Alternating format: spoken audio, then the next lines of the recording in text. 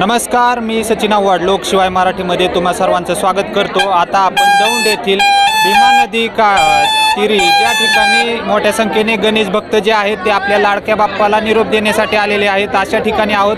आपण माझ्या पाठीमागे पाहू शकता, आता भीमा नदी तीरी गणपती जे आहेत ते दौंड शहरामध्ये असे क्रेनच्या सहाय्याने जे आहेत ते नदीमध्ये नेले जात आहेत आणि यानंतर या ठिकाणी छोट्या नावेमध्ये बसून गणपतींचं विसर्जन आहे ते केलं जातंय। आपण पाहू शकता मोठ्या संख्येने गणेश भक्त जे आहेत ते भीमा नदी तीरी आलेले आहेत आपल्या लाडक्या बाप्पाला निरोप देण्यासाठी। अलोट अशी भक्तांची गर्दी जी आहे ती झालेली आपण पाहू शकता। दौंड येथील ही दृश्य आहेत ही आपण पाहू शकता। या ठिकाणी गणपती बाप्पाला निरोप देण्यासाठी मोठ्या संख्येने भाविक आलेले आहेत। आपल्या लाडक्या बाप्पाला निरोप द्यावा आणि लाडक्या बाप्पाचं व्यवस्थितरित्या विसर्जन व्हावं यासाठी दौंड नगर परिषदेकडून देखील तयारी करण्यात आलेली होती।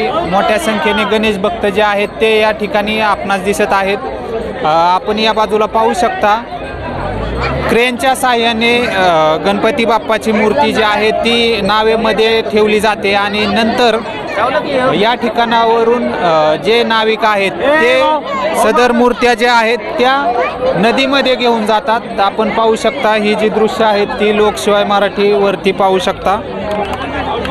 या मूर्ती पुढे नदीमध्ये नेल्या जात आहेत।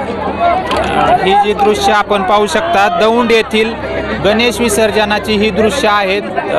मोठी गणेश मूर्ती जी आहे ती नावेमध्ये घेऊन नाविक जे आहेत ते नदीमध्ये जात आहेत।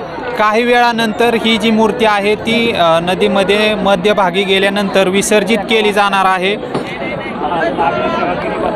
गणेश भक्तांची मोठी गर्दी जी आहे ती नदीच्या काठी झाल्याची दिसत आहे। दौंडमधील ही जी दृश्य आहेत ते आपण पाहू शकता। मोठ्या संख्येने भाविक जे आहेत ते लाडक्या बाप्पाला निरोप देण्यासाठी दौंड येथे जमले आहेत। मोठी गर्दी गणेश भक्तांची झाल्याचं दिसत आहे। 10 दिवसांनंतर बाप्पाला निरोप देताना भाविकांना अश्रू देखील अनावर झाल्याचं दिसतंय। अनेक जण भावुक झाल्याचं चित्र जी आहेत ती देखील दिसत आहेत। तर पलीकडे जी गणेश मूर्ती जी नावेमध्ये ठेवलेली होती ते नदीच्या मध्यभागी आता घेऊन गेलेले आहेत आणि त्या ठिकाणी सदर मूर्तीचं विसर्जन जे आहे ते केलं जाणार आहे। आपण पाहू शकता, जे नाविक आहेत तसेच गणेश मंडळांचे कार्यकर्ते जे आहेत ते गणेश मूर्तींना नदीमध्ये सोडतानाची दृश्य आपण पलीकडे पाहू शकता।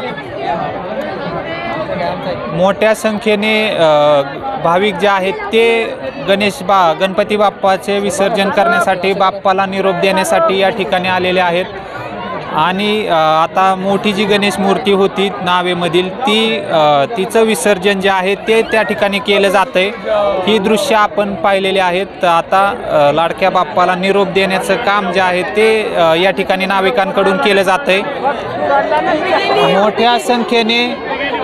मोठ्या संख्येने भाविक जे आहेत ते आपल्या लाडक्या बाप्पाला निरोप देण्यासाठी नदीकाठी जमलेले आहेत।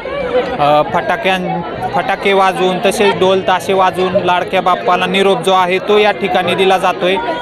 लोकशिवाय मराठीसाठी रिपोर्टर सचिन आव्हाड, दौंड।